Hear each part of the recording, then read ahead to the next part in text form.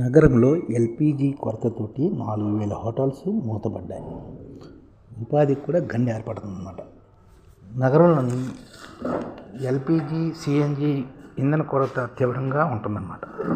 ముఖ్యంగా ఆటో డ్రైవర్లకు 4 రోజుల నుంచి సిఎన్జి కష్టాలు పెరుగుతున్నాయి తప్ప తగ్గడం లేదు.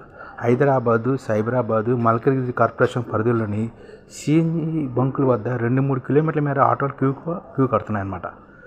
వాణిజ్య సిలిండర్లు అందుబాటులో ఉన్నాయని ప్రకటనలు నీటి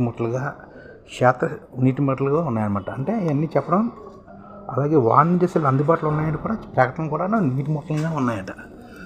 వాణిజ్య సిలిండర్లు 5,000 అక్రమార్కంగా విక్రయిస్తున్నారు. దీంతో రెస్టారెంట్లు ప్రతి టిఫిన్కు గ్యాస్ సుంకం చొప్పున 10 రూపాయలు అదనంగా వసూలు చేస్తున్నారు. భోజనానికి 25 నుంచి 50 రూపాయల వరకు అధికంగా తీసుకుంటున్నారు. బ్లాక్లో సిలిండర్ కొనుగోలు చేయలేక 15 రోజుల వ్యవధిలోని గ్రేటర్లోని హైదరాబాద్లోని దాదాపుగా 5,000 చిన్న టిఫిన్ సెంటర్లు, హోటళ్ళు మూతపడ్డాయి. దాదాపుగా 4,000 నుంచి 5,000 చిన్న హోటల్స్ మూతపడ్డాయి హైదరాబాద్లో.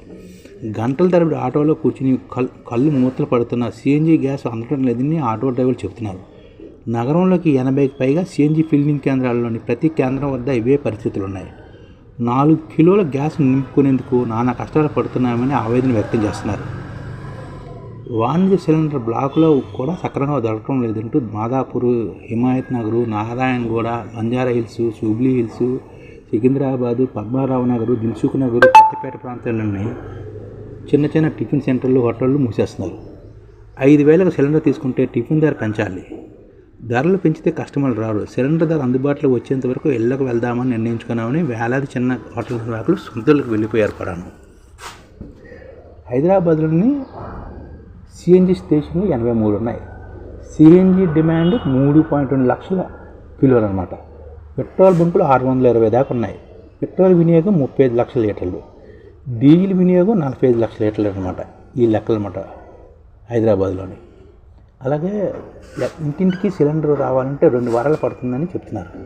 సిలిండర్ కొరత లేదని అధికారులు చెప్తున్నా ఇంటింటికి వంట గ్యాస్ బుక్ చేస్తే వారం లేదా 2 వారాలు పడుతుంది. కోసమాలని ఒక వినియోగదారుడు హెచ్పి గ్యాస్ను ఈ నెల 14 బుక్ చేస్తే 2 వారాలైనా సిలిండర్ రాలేదు. బర్కత్పుర నివాసం ఉంటే మరో వినియోగదారుడు ఇండియన్ గ్యాస్ వారం రోజుల క్రితం బుక్ చేసి అర్జెంట్ ఉంటే ఇక్కడికే వచ్చి తీసుకెళ్ళండి అని చెప్పడంతో డబ్బులు ఇచ్చి సిలిండర్ తీసుకెళ్ళిపోయారు. ఉచిత భోజనాలు కూడా నిలుపుదల జరిగిందన్నమాట. గాంధీ, నిలోఫర్, ఉస్మానియా ఆసుపత్రుల వద్ద నిత్యం 100 సంఖ్యలో అన్నార్థులకు దానం చేసే భోజనాలు కూడా ఎదురు చూస్తుండేవారు. ప్రస్తుతం దవాఖాన చికిత్స కోసం ఇతర జిల్లాల ప్రాంతాల నుంచి ఎంతోమంది నగరానికి వస్తున్న రోగులను చేర్పించి అక్కడే బయట ఎదురుస్తున్నారు. ఈ తరుణంలో ప్రభుత్వం అందించే 5 రూపాయలు లేదంటే దాతలు పెట్టే భోజనం కోసం ఎదురు చూస్తుంటారు. గ్యాస్ కొరతతో ఈ అన్నదానాలు కూడా జరగట్లేదు అనమాట. ఈ విధంగా హైదరాబాద్లోనూ గ్యాస్ ప్రాబ్లమ్స్ అన్నమాట ఇవన్నీ. అలాగా హైదరాబాద్లో ఇన్ని ప్రాబ్లమ్స్ తోటి హోటల్స్ ఇవన్నీ నడుస్తున్నాయి.